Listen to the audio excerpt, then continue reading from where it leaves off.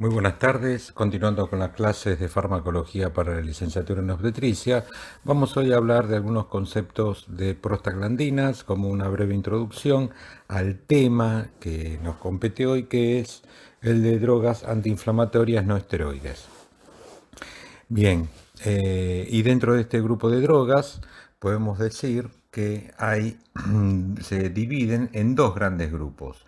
Por un lado, los antiinflamatorios no esteroides se pueden clasificar como ácidos y dentro de estos son, como podemos ver a la izquierda de la diapositiva, la inmensa mayoría de los utilizados en terapéutica, y dentro de estos como droga principal o droga patrón mencionar al ácido acetil salicílico como ejemplo de salicilato. Y por otro lado, los AINES básicos, los cuales son muchos menos, pero dentro de estos el más importante y utilizado es el paracetamol o acetaminofeno. A continuación vamos al final de la clase a mencionar las diferencias entre unos y otros, entre los AINES ácidos y los AINES básicos. Bien, como habíamos mencionado, para hacer una breve introducción al tema de las prostaglandinas o eicosanoides, este grupo de drogas del que nos vamos a referir ahora es a las prostaglandinas y tromboxanos. Este grupo de drogas, ¿de dónde derivan? Derivan a partir del ácido araquidónico. El ácido araquidónico, por intermedio de una enzima que es la ciclooxigenasa, se metaboliza a prostaglandinas y tromboxanos ante distintos estímulos. Entonces, podemos ver que este grupo de drogas, que dentro de las prostaglandinas, que están en la parte superior de la diapositiva, digamos representadas con una letra y un número, como prostaglandina E2, F2 alfa, I2 o prostaciclina y tromboxano A2, poseen diferentes acciones a nivel de los tejidos. Por ejemplo, en la sangre, mientras unos, como es el ejemplo de la prostaciclina, disminuye la agregación plaquetaria, el tromboxano A2 aumenta la agregación. Así a nivel renal, mientras unos, como las prostaglandinas E2 y la I2, aumentan el flujo sanguíneo y favorecen la diuresis, el tromboxano A2 disminuye el flujo renal. Y a nivel digestivo, también vemos que hay diferencias, como mientras por un lado la prostaglandina E2 disminuye la secreción ácida y favorece la secreción de mucus, teniendo de este modo un efecto protector de la mucosa gástrica. Por otro lado, el tromboxano favorece la secreción ácida y la lesión de la mucosa gástrica. Y como vamos a ver más adelante, todas estas diferencias influyen tanto en efectos terapéuticos de este grupo, en algunos efectos terapéuticos y también en algunos efectos adversos que tienen este grupo de drogas, los antiinflamatorios no esteroides ácidos. Hasta acá estamos hablando de los AINES ácidos. Bien, como habíamos dicho, este grupo de drogas se metabolizan a partir del ácido araquidónico por intermedio de una enzima que es la ciclooxigenasa. De esta enzima existen al menos, en este caso nos interesan dos formas, la COX-1, que es de tipo constitutivo, y la COX-2, que es de tipo inducible. La gran diferencia es que mientras una se encuentra expresada, digamos, permanentemente en los tejidos, la otra se induce en situaciones de inflamación, cuando hay una noxa. Entonces, la COX-1 favorece la síntesis de prostaglandinas con funciones fisiológicas.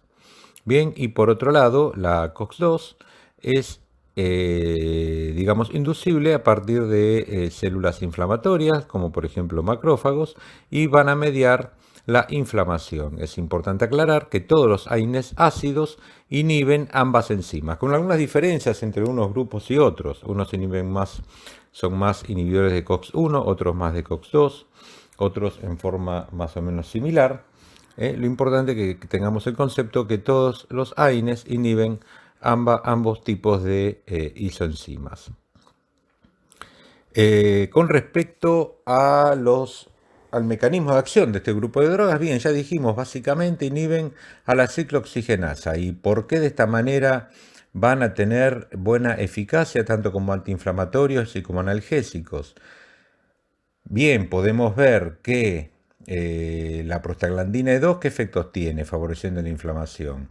Aumenta la permeabilidad capilar, de este modo el pasaje de líquido al intersticio, favorece el edema, con esto se favorece la aparición de dolor.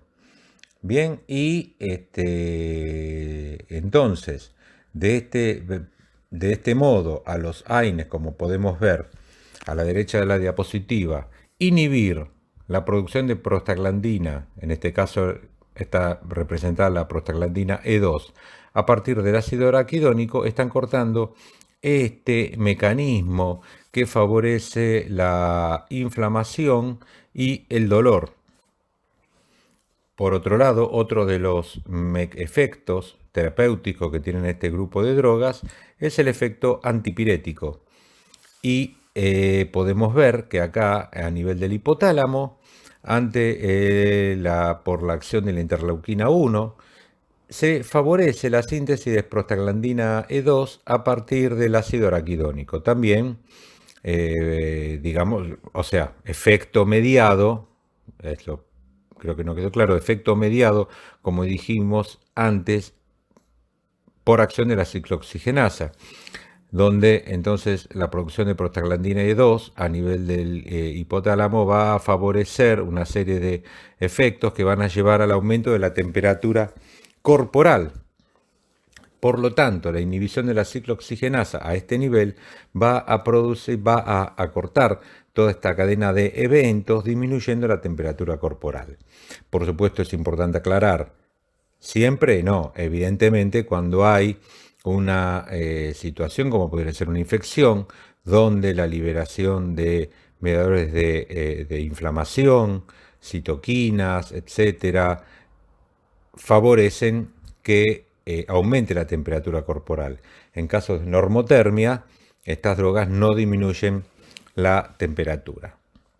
Entonces, habiendo mencionado hasta acá los tres grandes efectos de todo el grupo de AINES ácidos, el analgésico, antiinflamatorio y antipirético, quiero mencionar un cuarto efecto, pero que se centra básicamente en el ácido acetilsalicílico. Podemos decir que todos los AINES ácidos, todos inhiben la agregación plaquetaria y favorecen el riesgo de hemorragia en ciertas situaciones, como por ejemplo pacientes que se encuentren anticoagulados o que tengan alguna diátesis hemorrágica. El uso en esos casos de un AINE puede empeorar el cuadro. Pero en el caso particular del ácido acetilsalicílico, es sabido que este, utilizado en bajas dosis, en forma crónica, bajas dosis es en dosis menores, alrededor de los 250 miligramos diarios o menos, lo que tiene es un efecto inhibidor de la agregación plaquetaria y por otro lado beneficioso, ya que se ha visto que en pacientes con enfermedad cardiovascular, como por ejemplo pacientes con enfermedad coronaria, disminuye la tasa de eventos, disminuye el riesgo de infarto y la mortalidad en estos pacientes. Y el mecanismo en este caso sería que por un lado el ácido acetilsalicílico está inhibiendo a nivel del endotelio la producción de prostaglandina I2. Y acá disminuye la prostaglandina I2 tiene un efecto antiagregante, pero también disminuye la producción de tromboxano A2 a nivel de las plaquetas. ¿Qué sucede? Las plaquetas, como sabemos, son fragmentos de citoplasma, son fragmentos celulares que no poseen núcleo, con lo cual al estar inhibida la ciclooxigenasa a nivel de la plaqueta, por toda la vida media de esa plaqueta no va a ser capaz de sintetizar nueva ciclooxigenasa, por lo tanto no va a haber producción de tromboxano A2. En cambio, lo que sucede en el endotelio es que si bien se inhibió la ciclooxigenasa en un momento, al poseer núcleo, sí es capaz de sintetizar nueva enzima. Entonces, de este modo, vuelve a haber producción de prostaglandina I2 y esta balanza que está entre la antiagregación producida por prostaciclina y la proagregación producida por tromboxano se desequilibra hacia la antiagregación que produce la prostaciclina I2, ya que, como dijimos, al endotelio tener núcleo es capaz de sintetizar nueva enzima y que vuelva a haber producción, que continúe la producción de prostaglandina I2. Entonces, en resumen, las acciones farmacológicas de este grupo de drogas son analgésicos, antiinflamatorios, antipiréticos y podemos agregar el que mencionamos recién, particularmente para el ácido acetilsalicílico, el efecto antiagregante y beneficioso en pacientes con riesgo de presentar eventos cardiovasculares. Con respecto a los efectos adversos de este grupo de drogas, vamos a mencionar todos los que comparten los antiinflamatorios no esteroides ácidos. Puede haber algunas diferencias entre los distintos grupos, pero vamos a hacer hincapié en estos que son, digamos, los más importantes, y creo que uno de los más relevantes es el riesgo de toxicidad gastrointestinal, el riesgo de lesión de la mucosa gástrica. Esto compartido por todos los AINES ácidos. Es muy importante tenerlo en cuenta, especialmente en pacientes que van a realizar tratamientos en altas dosis por tiempos prolongados y muy especialmente si esta persona tuviera antecedentes de úlcera gastroduodenal, de enfermedad ulcerosa. Por otro lado, ya mencionamos que todos inhiben la agregación plaquetaria, no todos tienen el efecto beneficioso de la aspirina, ese únicamente es para el ácido acetilsalicílico, pero todos los AINES ácidos favorecen la inhibición de la agregación plaquetaria, hecho muy importante a tenerlo en cuenta si vamos a medicar a un paciente que tenga una diátesis hemorrágica o que pudiera estar tomando otro antiagregante plaquetario por alguna razón o que estuviera anticoagulado. Pueden tener efecto inhibidor de la motilidad uterina y como otro efecto adverso importante es el riesgo de lesión riesgo de lesión renal, ya que al inhibir la síntesis de prostaglandinas, ¿se acuerdan que habíamos mencionado que, por ejemplo, la prostaglandina E2 tenía efecto protector de la función renal, ya que favorece la dilatación de la arteriola renal y favorece la diuresis.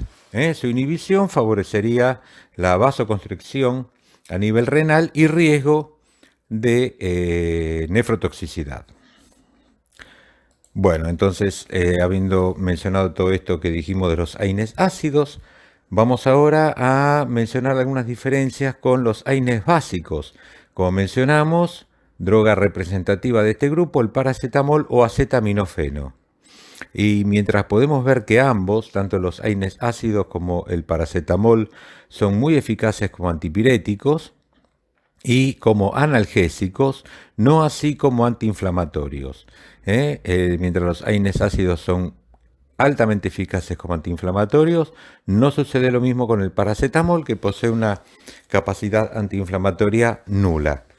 En esto, bien, hay varias teorías, pero una de las más probables es que este grupo de drogas, el paracetamol, por ejemplo, inhiba a otro subtipo de ciclooxigenasa que sería la COX-3.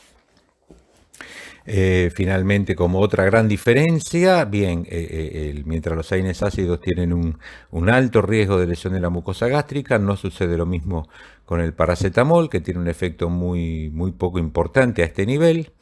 Y como efecto adverso muy importante del paracetamol, a recordar, es el riesgo de nefro, especialmente de hepatotoxicidad. Es una droga con alto riesgo de lesión hepática, con lo cual hay que siempre tener esto presente cuando vamos a tratar a un paciente. Mientras que es una droga muy noble, pero tener en cuenta que su uso, especialmente en altas dosis o por tiempo prolongado, puede producir lesión a nivel hepático y que puede incluso llevar a la insuficiencia hepática. Bien, entonces, para terminar, como habíamos mencionado, El paracetamol es una droga con muy buen efecto antipirético y analgésico, pero con muy poca o nula eficacia como antiinflamatorio. Muchas gracias.